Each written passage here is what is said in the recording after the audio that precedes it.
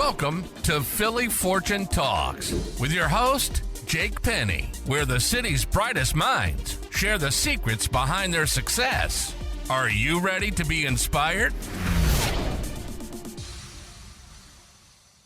Today, we're joined by Brian Augsberger, Director of Sales at Rehab Financial Group. With a wealth of experience in marketing, finance, and leadership, Brian has worked internationally from top firms like McCann Erickson and JP Morgan. Now leading his team at Rehab Financial, he's driving impressive results in the real estate finance industry. Let's dive into his journey and insights on building a successful real estate investment career. It's a pleasure to have you on Philly Fortune Talks, Brian. Awesome. It's a pleasure to be here. Appreciate it. Absolutely. So, you have a pretty diverse background with, experiences in advertising, finance, and then, real estate lending. You have awesome products over at RFG. How have these, experiences shaped your approach with your role as director of sales at, Rehab Financial Group? Yeah, sure. So you're right. I do have a wealth of experience all over the map, really, literally. So I started out I got my master's in Australia at Bond University. And at the same time, I was working an internship with McCann Erickson. It's one of the biggest advertising agencies in the world.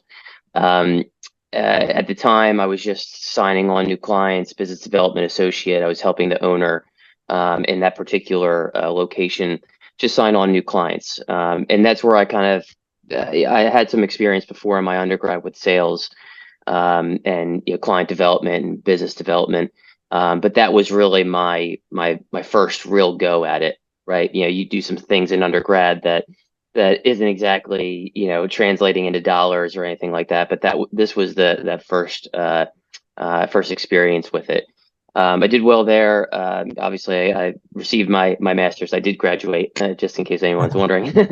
And then I moved on to JP Morgan. I came back home to Philadelphia, and I worked at JP Morgan in Delaware.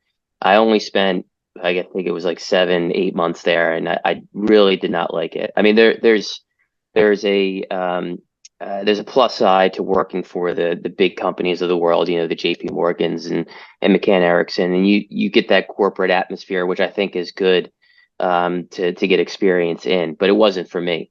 I was looking more for a smaller shop, somewhere where I could grow and not just kind of be I always say an automaton or a little peon in a grand company. So I was looking for advertising jobs, and I interviewed at an advertising agency, and they loved me, but they decided not to go with the position. They weren't filling it at all. But then a week later, they contacted me and said, "Hey, we have a client of ours that's actually looking for a salesperson. Would you be interested?" And that so happened to be Rehab Financial Group, and that was 9 years ago, almost to the day. So I've been with Rehab Financial Group for 9 years now. 9 long years. I won't tell my bosses that, but yeah, nine long years. And it's been great. I started out as just a salesperson, an account executive. Although I had the title director of sales, I really didn't direct anybody at the time.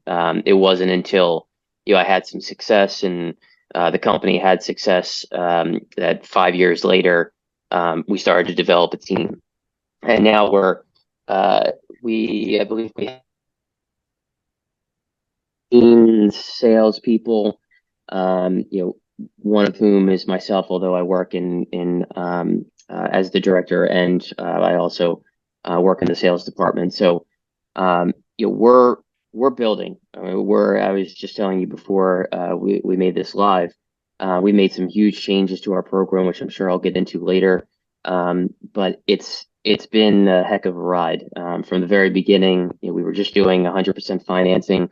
I say just, but that's a big deal. And up to 65% of the after repaired value. Now there are different tiers and more ways for individuals and investors to get different leverage pieces. So we're firing on all cylinders right now. So, what strategies do you think have been most effective for you in managing and driving the sales team's performance at RFG? now that, like you said, in the beginning, you had the title of director of sales, but you Mm, were really leading a team, but now you're leading a team of 18 right. and you're, pedal to the floor and Hmm. super busy with the awesome products that you have and, helping real estate investors out.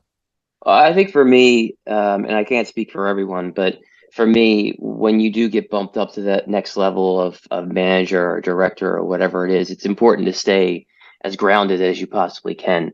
And I try to stay as grounded as I can by being involved in the day to day, the stuff that the AEs do and that I did, my first 5 years. And at the time, back when I was in my first 5 years, I was the draw department. I was the sales department. We were so small that I had to wear many hats, and that helped me a lot. But to answer the question, I think it was really important for me, and I stressed this to my bosses and the owner that I wanted to be a selling manager. I didn't want to give away. First of all, I love working with clients, so I didn't want to give that piece up. But I also needed to know what my salespeople were going through. And you don't really know. You think you know when you're managing. If you're not in the nitty gritty and you're not in the front lines, you don't really know. You don't know what they go through on a daily basis. You don't know what it takes to process a file. You don't know the time frames. You can look at reports and statistics all you want, but you're not in the nitty gritty. And I think it's important for any manager, all managers, to be there in that nitty gritty at some capacity. We can't be there like a normal AE or whatever salesperson is, and we can't be there in that capacity. But we can at least try to dedicate 20, 30, maybe even 50% of our time to relating to our salespeople that we manage. Yeah, it's really nice to be like well versed in everything. Like you said, you wear many hats in the beginning, so you know kind of what everybody is going to, and not just like the guy at the top, leading with no experience. And that's Exactly. really, really awesome. It was like, when I first got started in real estate, I wore many hats, not because I wanted to, because I had to, right? I had to pick up a hammer sometimes. I learned the trades to be able to fix a house and do this. Not that I wanted to, but when push comes to shove, you have to get projects done. And now, looking back, it's like, okay, well, I know what goes into it. Kind of like, in an example of your sales role now, like you Right. went And through you're all the processes. exactly, and you're not necessarily a contractor, but you did some sort of contracting roles here and there, or Yeah. built some things, or you're not necessarily a wholesaler, but maybe you did some wholesaling in your previous, before, years ago, and now you can relate to those wholesalers, and now you can relate to those contractors. So I guess to put a real estate spin on it. That's sort of why you do the things that you do. And yeah, maybe you don't love those things, but now you can relate to different people, and that's what it's really all about. For sure, for sure. And as a leader at RFG, what do you believe are like key qualities needed to manage a successful team in the real estate industry? Well, real estate lending industry. Uh, Adaptability, changes happen pretty consistently. Obviously there are rate changes, but that doesn't necessarily affect us all the time because we're a private lender, so our rates will typically stay. But our program changes, I don't want to say frequently, but enough where you have to be able to adapt to it, right? There was one fairly recent change where earlier this year we were doing multi-million dollar loans. We would do a $2 million loan, we would do a $3 million loan, really up to about 3.5, maybe even 4 million. Now we're at 1.25 for at least for a fix and flip. For a ground up. We're doing 1.5. So, adapting to that. Now you have brokers that are typically dealing in those larger spaces, the 2 to 7 million. What do you do with them now? How do you get them on board with the smaller dollar amounts and adapting to that? There are a lot of different changes that can happen from a lending perspective. Obviously, we were just talking again before the call about all the changes that RFG has made recently, all really, in my opinion, for the better. I think most would agree. Um, Still, that's change that you have to adapt to. our salespeople have to adapt to it. Our investors have to adapt to it. But I think at least if I were to give one, well, I'll give two. One is adaptability, and then two is recognition. You really have to recognize, and I say this to my salespeople all the time, you really have to recognize when you have a deal and when you don't, right? Is it something that you can work with, or is it just something that you're just spinning your tires on and you're going to waste a week trying to figure out how to do it? But really, you should have recognized a week ago or 2 weeks ago that this is not something that you can do and that you can finagle and fit into the box, right? So that's really one of the things that we teach our salespeople right from the get-go, is it not necessarily to be like me, but recognize when you have a deal. Because if there's one thing that I learned to do over my 9 years, is I know this is a real deal. I know this is a real client. I know that this person can follow through. This person's not a tire kicker. This project is a good project. Recognizing that is probably just as important as being as adapting. Yeah. Speaking of like tire kickers and all that stuff, not to say new investors are tire kickers, but what advice would you give a newer investor like looking to secure financing for their real estate projects? Well, yeah, so there are a lot of new investors. So I work with a lot of new investors. There's a big difference. So I actually also work with a mentorship program. And that program, many of them are good W-2 earners. They have great credit scores and so on and so forth. But really, what differentiates them from, we'll call it the tire kickers that call in, is their ability to act and their ability to do the research and do their due diligence to make them comfortable with acting. And, a lot of them, many of them are risk averse, right? And that's okay. And that can actually be a good thing. But it doesn't mean that they don't do the necessary due diligence or research to help them overcome their fear or overcome their risk adverse or being risk adverse. The risk tolerance will go down if they can feel comfortable with it. And the only way that they can feel comfortable with it is to do the due diligence. So I think for new investors, it's really, and there are thousands of articles out there, and there are thousands of programs, and there are thousands of everything, right? So you have to be careful what you read, but Yeah.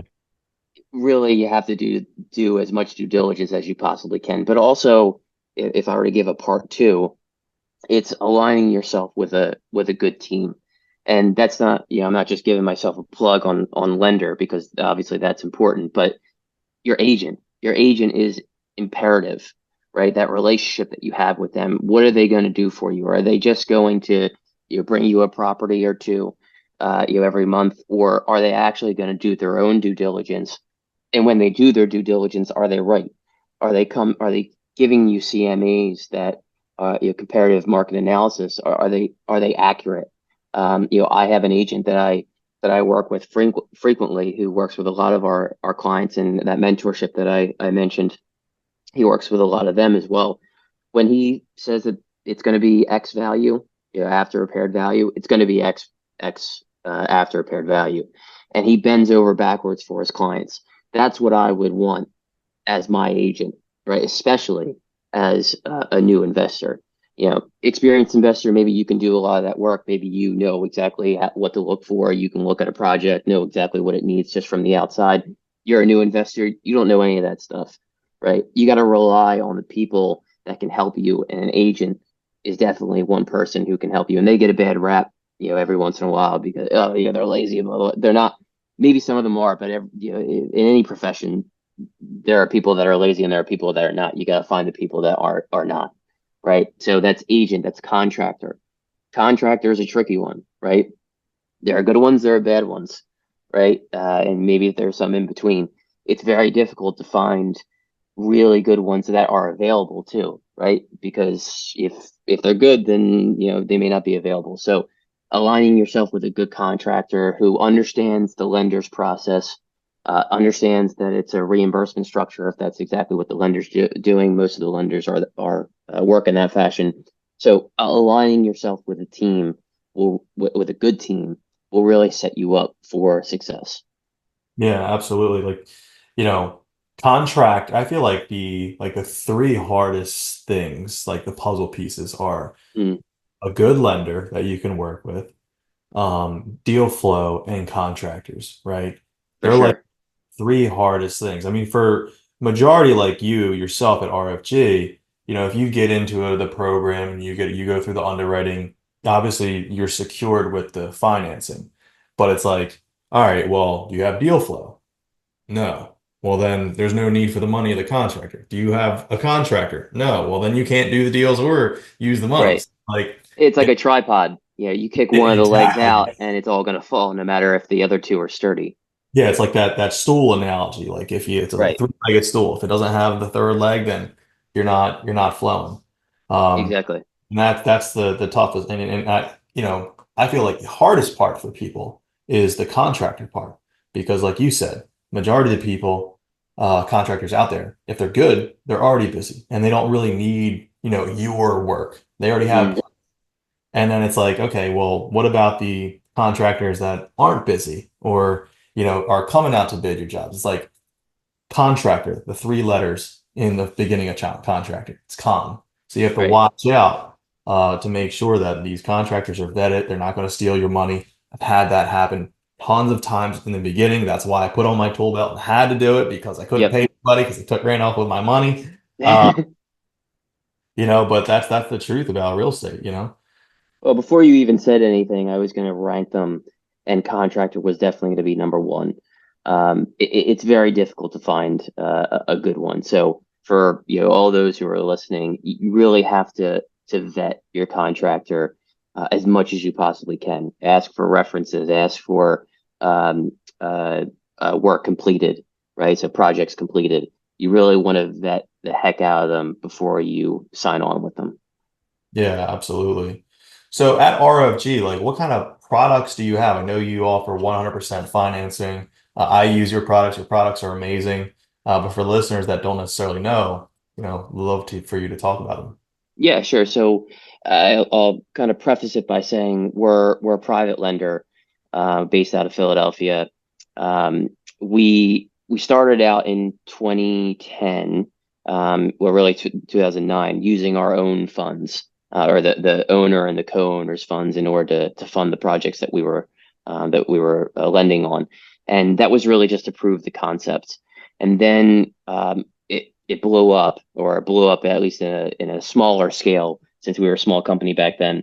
And we proved the concept, and that's when we started bringing on what we call what's known as an evergreen fund. So it's friends and family of the owner and co-owner have pooled their funds together, and that's how we fund deals. We also have lines of credit and blah blah blah, so we never run out of funds. But um, that's how we started out, and we started out doing 100% financing, even from the very beginning. And this was right after the crash. 100% financing up to 65% of the after paired value. So, for just to make it simpler in terms of numbers, if it were a $70,000 purchase and a $60,000 rehab and a $200,000 after paired value, I would be lending 65% of 200,000, which so happens to be 130, and you so happen to need 130, so I would be funding 100% of both purchase and the rehab in that instance. Um, as the years went on, we changed it a little bit. We started to change the term. We had 4-month loans, we had 8-month loans, we had 12-month loans. We changed the LTVs, so we went up to 70% as a max for a while there. But fast forward to today, now we're lending 100% of both purchase and rehab up to 75% of the after paired value. There are still tiers. So some are eligible for 65, some are eligible for 70, some are eligible for 75 LTV. But that's really the meat and potatoes of our program. The 1 to 4 units. We'll do multifamily as well. We'll do mixed use. We'll do ground up. Those are a little bit different. Those latter two, actually the latter three, mixed use, multifamily, at least 5 or more units. So technically commercial.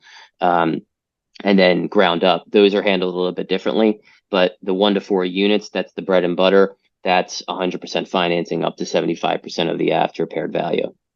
Now, let's talk about, I would like to talk about like the bookends, like the person that Mm, qualifies for the 65% LTV and then of ARV and the person that qualifies for the 75%. What's the difference between those two people and how they can qualify for either or?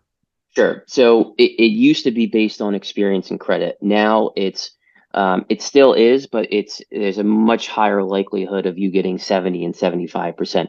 Essentially, if no matter what your experience is, if you have a 700 credit score or greater, you're getting at least 70% LTV.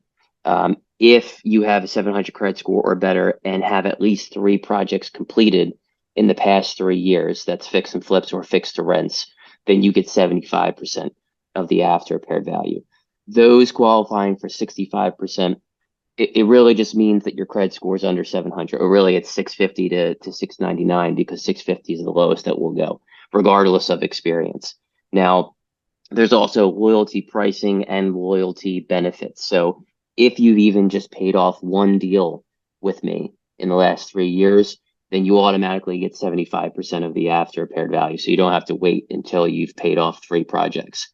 So that's a key benefit. The loyalty pricing is in place for those who have paid off three projects with us.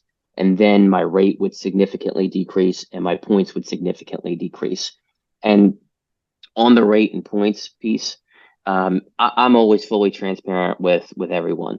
Um, I'll tell you right now that my rate and points are typically a little bit higher than my competitors on your first three deals.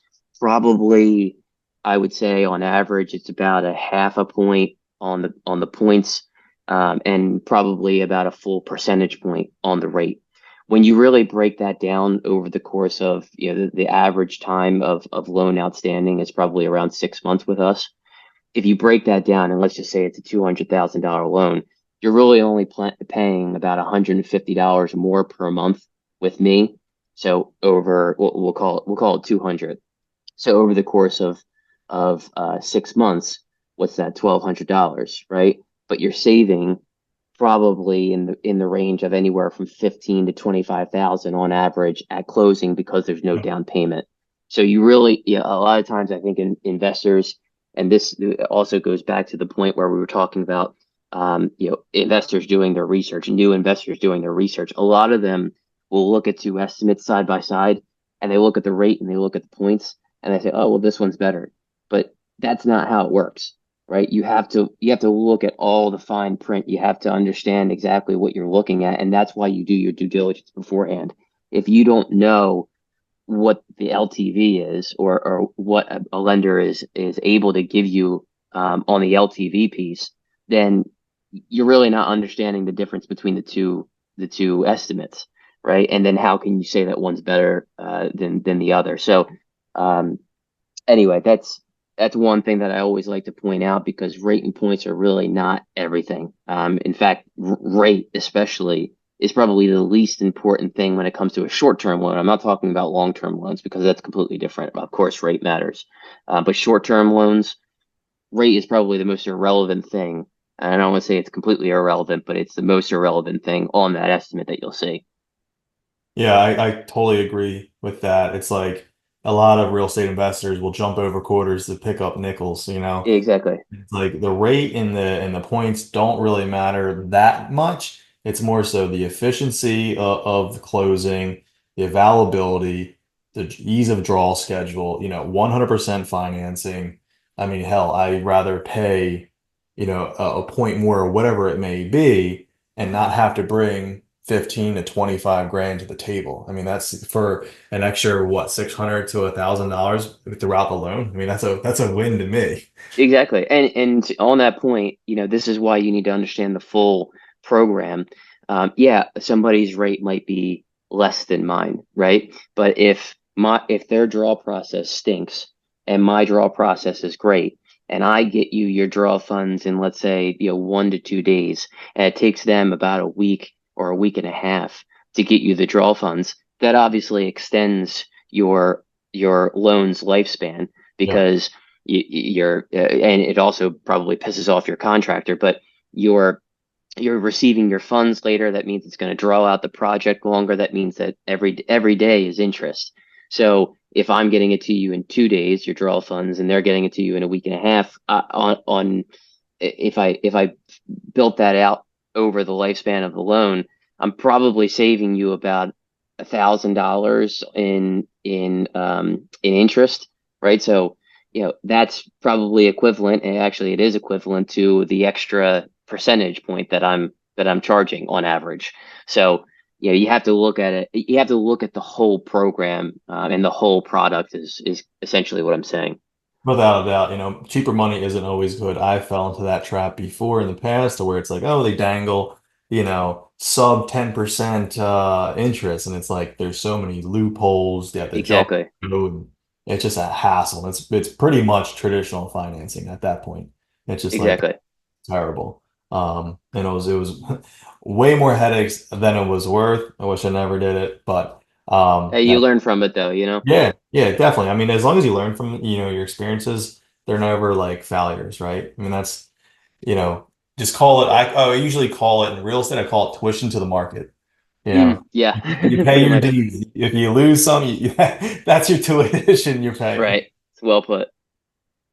So, I mean, like, if someone wants to get in contact with you to learn more about your lending program, how to get qualified, um, or like any of the mentorship programs that you were talking about, how does one go about that?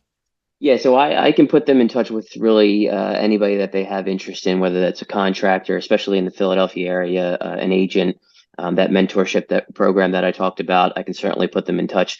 But in order to contact me, the best way is probably via email, and then we set up a chat from there. But my email is Brian, Brian, at rehabfinancial.com.